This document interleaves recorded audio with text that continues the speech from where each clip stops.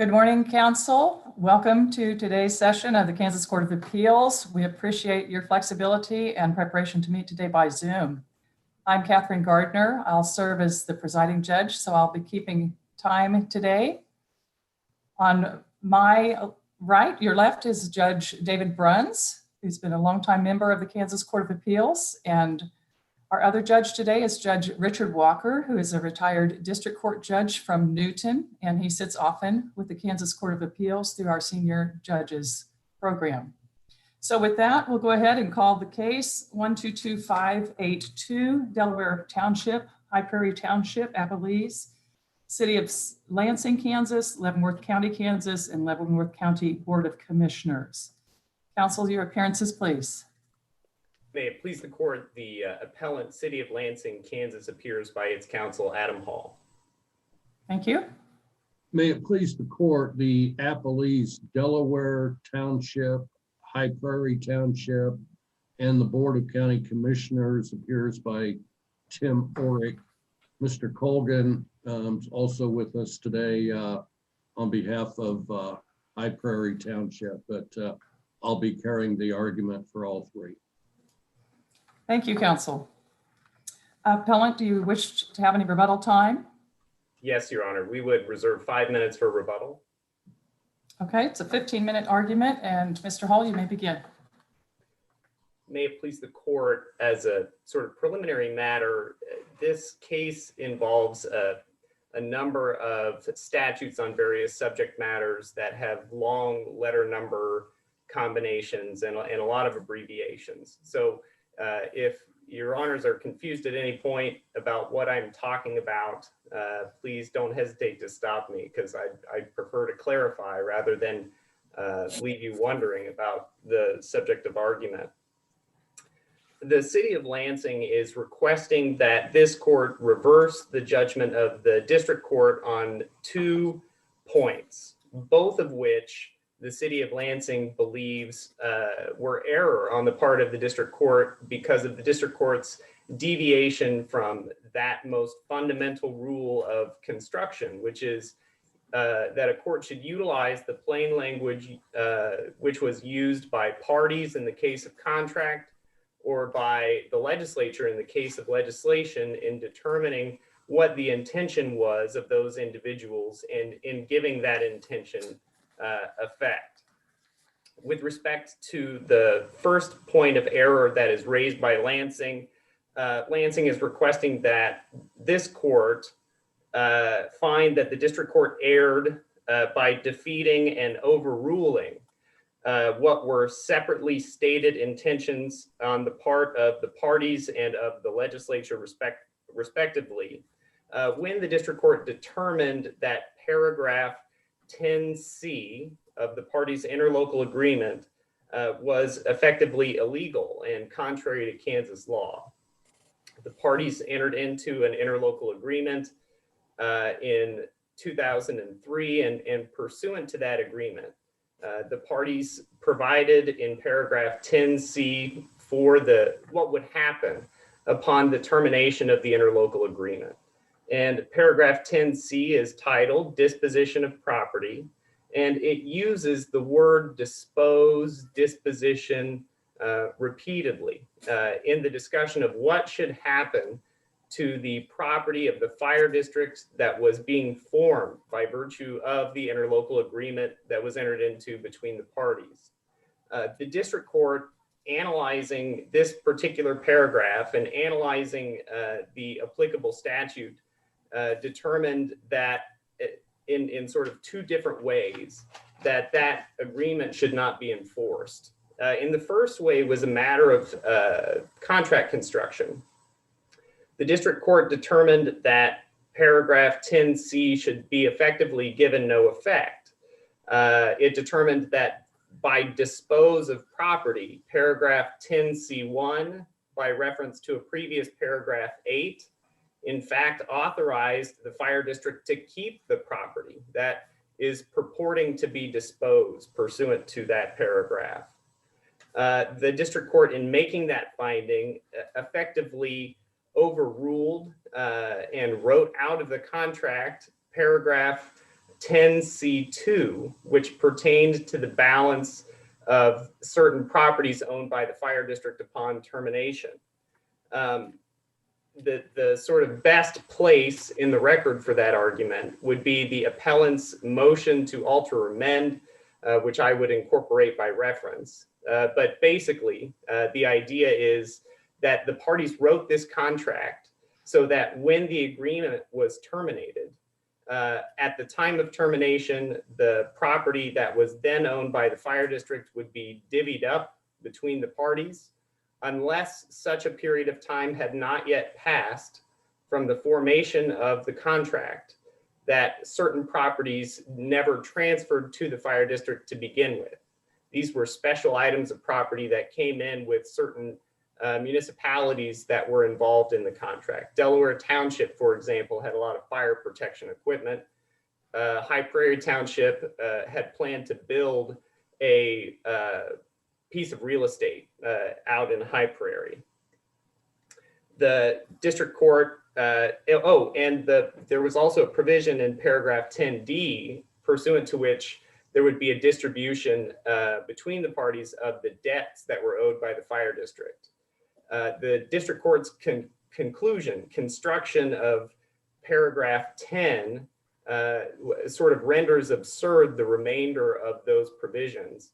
And what the district court should have done is give effect to the plain language of the statute, which is, I'm sorry, I said statute, I meant contract, which is to dispose of all of those items of property.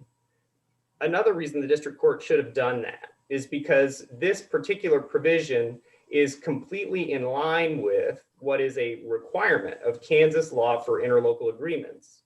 At KSA 2904, subsection D, subsection 5, it is a requirement of interlocal agreements in Kansas that there be a provision for the partial or total termination of an interlocal agreement, which is what sort of became at issue in this case. And within the same subsection, a provision for the disposition of the property upon that termination. So the district court, apart from the construction issue, also determined that this was an illegal provision of this contract because it would contravene public policy for that provision to be enforced if it were to be construed in a manner consistent with the desires of the city of Lansing. As pointed out by the appellee, Delaware Township, the public policy of the state can be located within, amongst other places, the state statutes.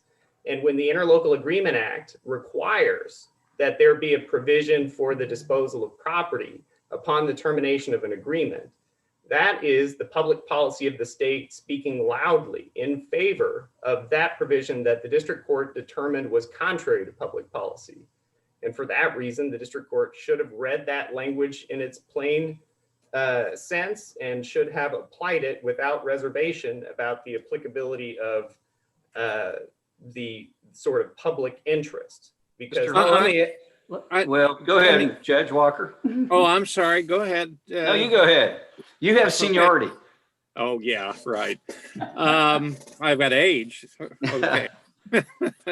All right. Let me just speak in broad brush terms here. Isn't the key issue here whether the terms of the interlocal agreement, services agreement, or whatever the formal title is, under Chapter 12, whether they can trump, in effect, and I use that word in the generic sense, whether they can trump the provisions of the fire laws, which essentially say the Board of County Commissioners are the only ones that can do what you're proposing to do under the interlocal agreement. In other words, as I understand, the judge essentially said, hey, Chapter 19 it controls over Chapter 12, so the commission is the only one that can do what you're trying to do under the interlocal agreement.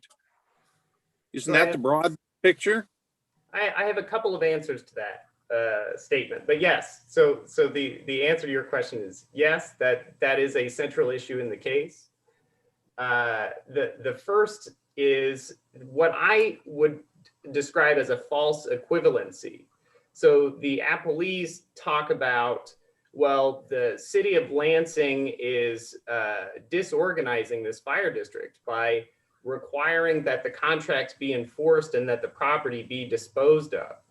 But that equivalency is a false one. The termination of the interlocal agreement is separate as a legal concept from the separate concept of disorganization.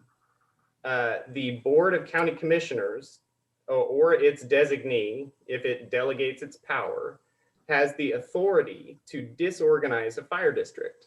But that is separate from the contractual right held by each party to terminate the interlocal agreement upon appropriate notice. That's the first answer. The second answer is that the court determined that Chapter 19 should prevail over Chapter 12 in this particular instance. And I think in doing so, it ignored a large part of the Chapter 19 language. So at KSA 193612A subsection B, there is a provision that permits a delegation of the authority of the Board of County Commissioners to appoint a Board of Trustees to a joint board. So it's a three-tier system. The board delegates an authority to a middle board, a joint board, and that middle joint board appoints the local governing body for the fire district. And the judge says, look, that provision, the district court judge, says that provision of law only permits an interlocal agreement for the purpose of that particular delegation, and an interlocal agreement pursuant to that subsection cannot dispose of property. What the district court overlooked is that within that statutory subsection, there is an incorporation by reference of the Interlocal Agreement Act, including its requirement that there be a provision for the disposition of property and the other plain language items that the city of Lansing is requesting that this court enforce over the order of the district court, and ultimately reverse the judgment of the district court on that point. Mr. Hall, isn't this similar to a partnership in that if any one partner leaves or a new partner comes in, it's dissolved? You've got a new entity. I would characterize it as very complex. I would like to adopt your statement, but I think it is a little bit more complicated than that. Certainly, the interlocal agreement establishes a joint board. Certainly, the parties, by their joint actions, set up this entire situation. And it is in the nature of a joint venture. It is an accomplishment that it is the city of Lansing's position could not have been accomplished but for the parties' joint endeavors. And so there's a lot of discussion within the briefing about whether or not it's a fire district pursuant to KSA 193601. And that's the basic reason why Lansing would take exception to that argument. Okay, But, okay, go ahead, finish that. And then I want to ask you another question about disposition versus liquidation. Okay, so I would say that it's a joint venture. It has a lot of similarity to business partnerships, and that if the interlocal agreement terminates, that there is a consequence ultimately to the legal entities that were created thereby. But I don't think it would dissolve, for example, the Board of Trustees upon the termination of the interlocal agreement. Well, let's follow up on that a little bit, because it seems like that could be the conflict. That on the one hand, a normal agreement, if one party pulls out pursuant to, assuming you complied with the terms of that you could pull out, it seems like would be a disorganization. On the other hand, we have 193604A that says that only the Board of County Commissioners can disorganize. It seems like we have a conflict between those two statutes. Is that accurate? So, and again, and maybe I'm being overly technical, but I frankly don't think so. I think that there is a false equivalency. I think there are very distinct concepts within the context of this litigation. And those concepts have sort of been conflated to this point. The question of whether or not a legal entity, the fire district, for example, is disorganized pursuant to KSA 193604 is a separate question from whether or not the interlocal agreement, which was designed to interact with that particular legal entity, can be terminated and what the conditions of that termination would be. The position of the city of Lansing all along has been Lansing is not disorganizing by its action in filing for a termination of the interlocal agreement. It is not disorganizing Fire District 1. That is a separate matter, which is the subject of the statute Your Honor mentioned. Lansing is terminating the interlocal agreement and is standing on its contractual rights under paragraph 10 subsection C to receive its proportionate share of the property items that are owned by the fire district. Hey, let's talk about that a second. 10 C 1 and 2. Is the city of Lansing asking that all the fire equipment and things be liquidated, and then that the proceeds from the sales, whoever buys it, one of the parties could buy it, be distributed? Or would a disposition of property potentially include allowing the townships to keep the property that they need to fight fires in their particular townships, and let Lansing keep the fire equipment that it might need to fight fires in the city of Lansing? Yeah, so the city of Lansing all along has been very sensible about this. There is a provision in the parties' contract. Well, two items. One is that 18-month notice period. The city's contention all along has been that's so we can plan. That's so we can make sure that the citizens of Lansing and of the townships are safe during this period of time that we're going through what would effectively be the end of our agreement for joint fire protection. 10C2 includes a provision for arbitration of disputes concerning the disposition of property to hash out just exactly those things that Your Honor mentions, which is what is the best way to allocate this property between the parties so that they can each fulfill their sort of resulting and potential separate functions, so that Lansing doesn't have more pumper trucks than are necessary, that if there's more rural firefighting equipment, that goes to High Prairie, those sorts of issues. And so you're not, just to simplify it a little bit on the interest of time, since we're taking a lot of your time, you're not saying necessarily this property would have to be liquidated. It just needs to be disposed of in some fair way under the agreement. Yeah, and it's not just a fair way. It is the precise way the parties bargained for. And I think that it is the parties that best know and best knew in 2003 what position they would be in later and what they would need in terms of time to figure out these property issues. And I think it's the duty of this court, and frankly also of the district court, to enforce that agreement as it was written, unless there is an extremely persuasive reason why it should not be done. And one final question for me, and that is, does the interlocutory agreement continue on under your scenario? The interlocal agreement would terminate. I meant interlocal. I think I said interlocutory because I'm on the appeals, on the motions panel, and we deal with those. But interlocal agreement, would it continue on, or would it end and they would be left without any agreement even among themselves? So the interlocal agreement would terminate. But again, that would be after an 18-month notice period. So for example, if High Prairie and Delaware townships wanted to contract with one another, and the county or contract with the city of Lansing under the terms of the new agreement, they would be completely at liberty to do that. And again, that 18-month notice period serves that function. That again is something that the parties foresaw during the bargaining process and would be a matter that would and should be enforced by the court. I know I said it was my last question. I apologize, but because of your answer, how is it different if it ends, that interlocal agreement ends?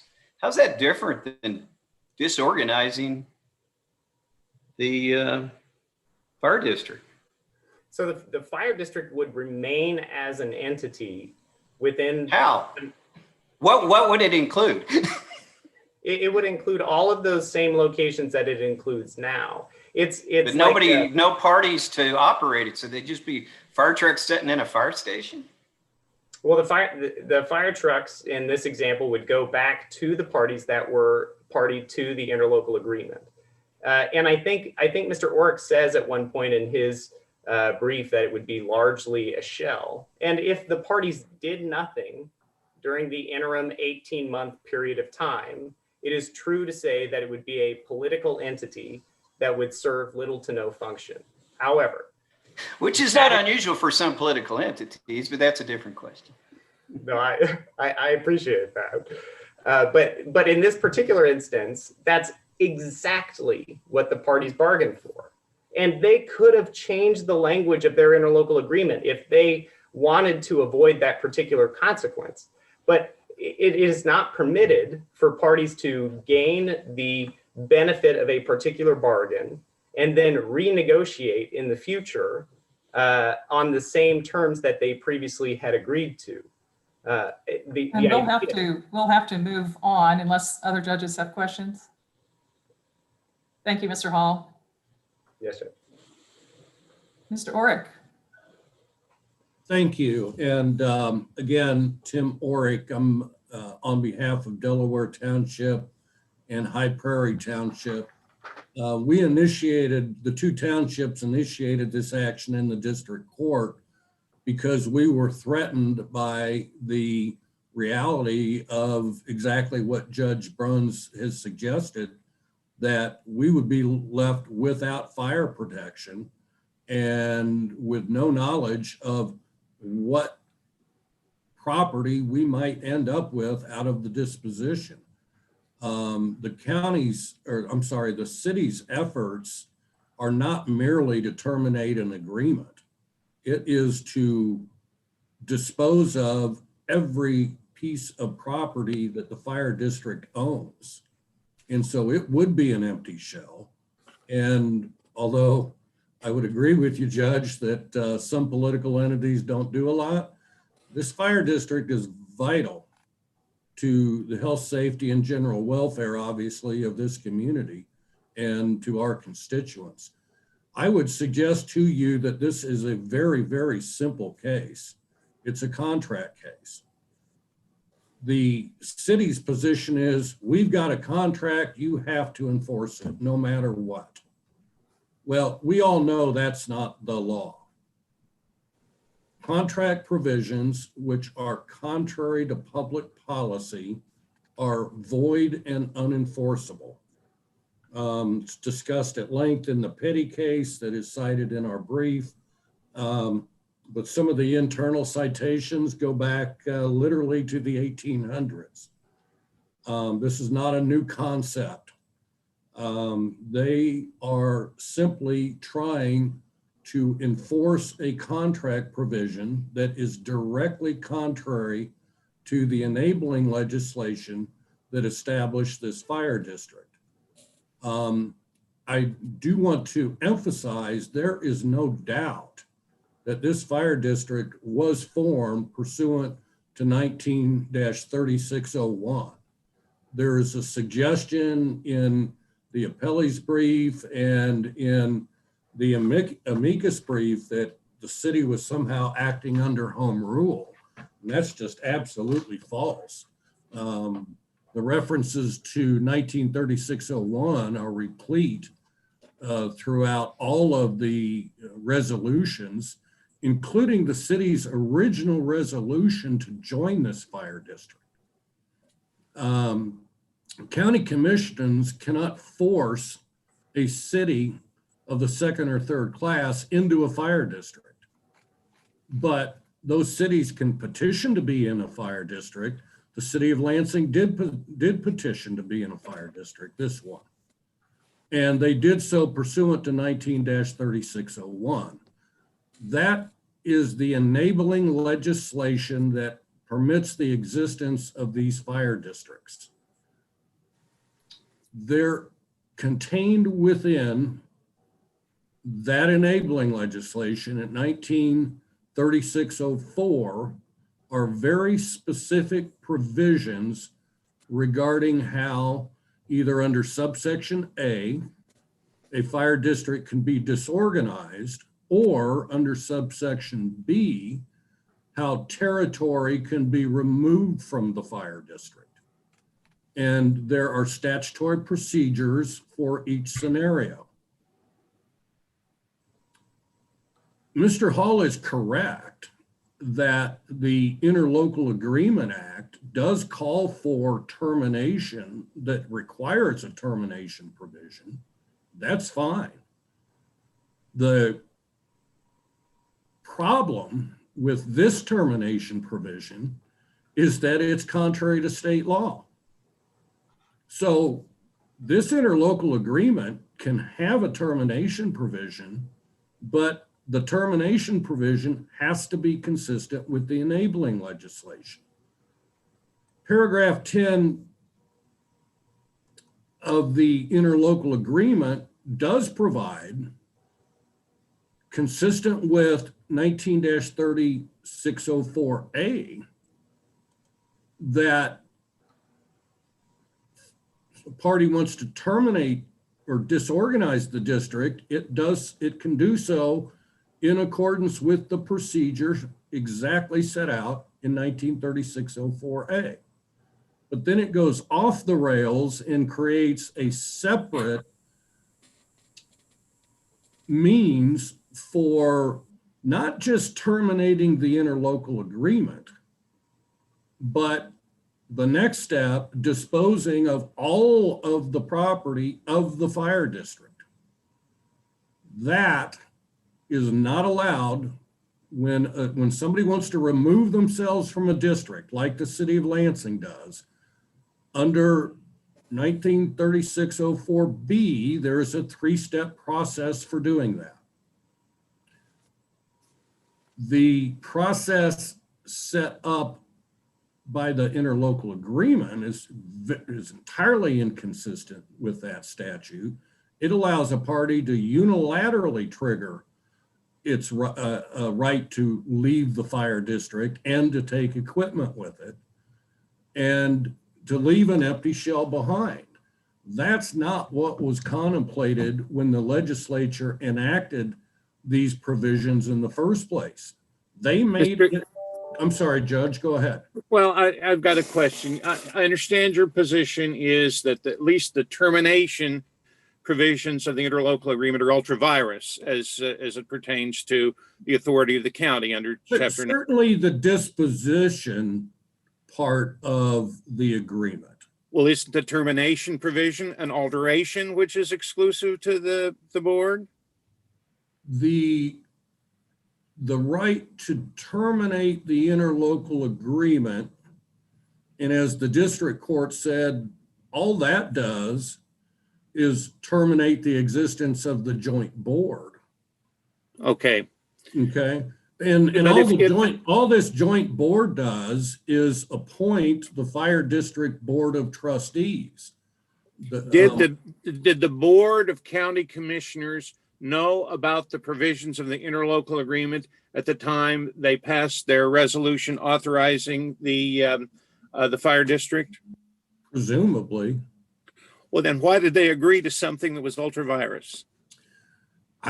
Judge, I first became involved in this situation in 2018. I understand you have no time machine, but aren't you stuck with that fact that they in effect signed off on a resolution knowing or should have known that it was giving away some powers that they had no way to give away? They should have, but the fact that they didn't does not make it legal. I mean, again, clear law that a party, somebody can be a party to a contract that is later and can live under the terms of the contract, that does not prohibit it from bringing up provisions that are void or unenforceable. Again, should have been picked up, but I would suggest this. Human nature, when you're organizing something, just like when you're organizing the wedding, nobody's thinking about the divorce too much. And I would suggest that there's a lot more thought, it appears, went into organizing this entity, and not enough thought went into how are we going to handle termination. And I think had more thought gone into it, they would have realized that this is ultra virus and contrary to statute. But the fact that they didn't doesn't allow us to enforce an illegal contract provision. And you're only, I want to make that clear, because a few times it sounded like you're saying the whole contract's illegal. You're only saying that that provision is illegal. It's contrary to law. Correct, Judge. Yes. Okay, let me ask you something about just a practical matter. Let's say it's not Mr. Hall's client, but it's your client that wants to get out of this fire district. What procedures should they follow? The procedures set forth under 1936-04B, which provides a 3-step process. If either an individual landowner or an entire township or an entire city wants to remove itself, there is a petition process. Again, 10%, a petition signed by 10% of the ownership of the area that wants to leave can be filed by the county commission. The county commission then considers whether or not to adopt that resolution or not, and they don't have to. But then even if they do, then a counter petition signed by 19% of the folks proposed to be removed can essentially veto the initial 10% petition, and if the county were to approve it. And so again, there are very specific statutory provisions that are triggered by the constituents, either petitioning for disorganization or petitioning for removal. And that decision would be made by the Board of County Commissioners. The county commission in each instance, whether disorganization under subsection A or alteration or exclusion of territory under subsection B, and it started by petition, but then it goes to the county commission, who, again, statute uses the word may, appears to have the discretion as to whether or not to accept or reject the petition. But in either case, there is a role for the constituents to play by petitioning. And what this provision does, it completely disenfranchises the constituencies that are served by these entities, and those constituencies appear to have been a cause for concern when the legislature enacted this, because again, they have made a difficult process once formed to either disorganize or to alter territory. But again, there's a lot to be said for stability in firefighting.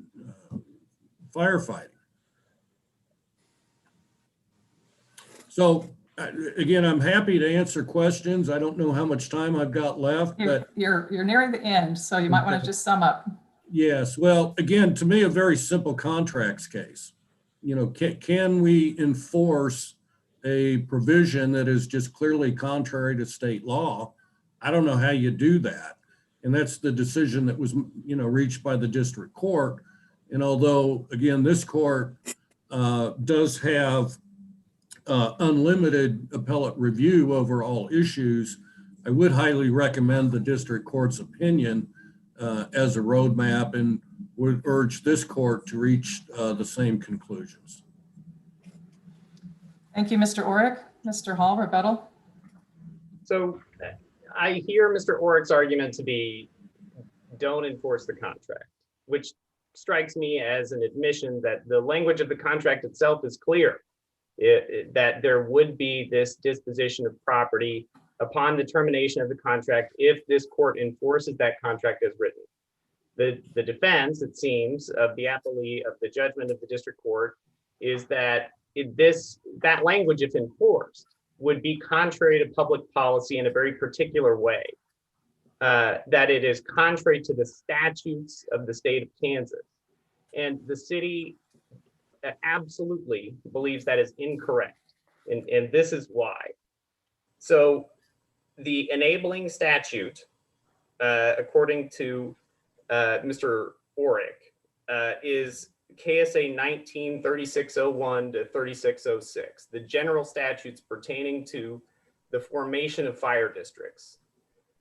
Those statutes at 193604 talk about the Board of County Commissioners having the authority to disorganize, meaning eliminate as a political entity a fire district within its boundaries, or alter. Where do you get that definition? Or is that just your definition of for disorganization?